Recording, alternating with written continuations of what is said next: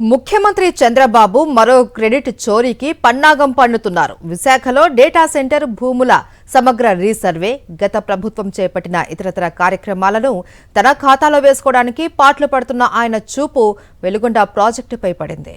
మార్కాపురం జిల్లాలో గంటవానిపల్లె వద్ద Veligonda project feeder canal lining పనులను పరిశీలించిన చంద్రబాబు అక్కడే నిర్వాసితులు, రైతులతో సమావేశమయ్యారు. ఆ ప్రాజెక్టు పనులను 1996లో తానే ప్రారంభించారని, ఇప్పుడు తానే పూర్తి చేస్తున్నానంటూ పచ్చి అబద్ధాలు వల్లెవేస్తూ క్రెడిట్ చోరీకి తెరతీశారు. వాస్తవానికి వైఎస్ఆర్సీపీ ప్రభుత్వ హయాంలో కరోనా ప్రతికూల పరిస్థితుల్లోనూ ఆర్థిక ఇబ్బందులు ఉన్నప్పటికీ వెలిగొండ ప్రాజెక్టులో అత్యంత సంక్లిష్టమైన, ఆసియా ఖండంలోనే అత్యంత పొడవైన జంట సొరంగాలను రికార్డు సమయంలో పూర్తి చేసి 2024 మార్చి 6న నాటి సీఎం వైఎస్ జగన్ జాతికి అంకితం చేశారు. నల్లమల సాగర్లో ముంపునకు గురయ్యే 11 గ్రామాల్లోని 7,321 నిర్వాసిత కుటుంబాలకు పునరావాసం కల్పించడానికి 2024 నాటికే వైఎస్ఆర్సీపీ ప్రభుత్వం కాలనీలను సిద్ధం చేసింది. 2024 సీజన్లో శ్రీశైలం ప్రాజెక్టులో నీటి మట్టం 841 అడుగులకు చేరగానే సొరంగాల ద్వారా కృష్ణా జలాలను నల్లమల సాగర్కు తరలించి దుర్భిక్ష ప్రాంతాలను సుభిక్షం చేయడానికి ప్రణాళిక సిద్ధం చేసింది.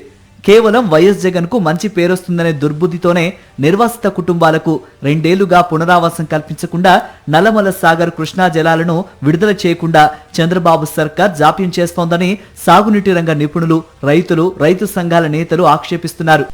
వైఎస్ఆర్సీపీ సర్కార్ తయారు చేసిన ప్రణాళిక ప్రకారం నిర్వాసితులకు పునరావాసం కల్పించి ఉంటే 2024 ఖరీఫ్ సీజన్లో కృష్ణా వరద జలాలను వెలిగొండ జంట సొరంగాల ద్వారా ఒడిసిపట్టి నల్లమల సాగర్ కు తరలించి ఉంటే తమ ప్రాంతాలు సుభిక్షం అయ్యేవంటున్నారు రైతులు. శ్రీశైలం ప్రాజెక్టు నుంచి జంట సొరంగాల ద్వారా నల్లమల సాగర్ ను అనుసంధానం చేసే ఫీడర్ ఛానల్ పనులు 2004 నుంచి 2014 మధ్య చేయగా మిగిలిన పనుల్ని 2014 నుంచి 2019 మధ్య టీడీపీ ప్రభుత్వం అత్యంత నాసిరకంగా చేసింది. దీంతో 2024లో కురిసిన భారీ వర్షాలకు టీడీపీ సర్కారు పనులు చేసిన ప్రాంతాల్లో ఫీడర్ ఛానల్ కోతకు గురైంది. ఫలితంగా ఇప్పుడు ఫీడర్ ఛానల్ బలహీనంగా ఉన్న చోట్ల రిటైనింగ్ వాల్, మిగతా ప్రాంతాల్లో కాంక్రీట్ లైనింగ్ చేసే పనులను 456 కోట్లతో చేపట్టి వాటిని అస్మదీయ కాంట్రాక్టర్ కు చంద్రబాబు సర్కార్ కట్టబెట్టింది. మరిన్ని అప్డేట్స్ కోసం ఛానల్ ను సబ్స్క్రైబ్ చేయండి. నోటిఫికేషన్స్ కోసం బెల్ ఐకాన్ పై క్లిక్ చేయండి.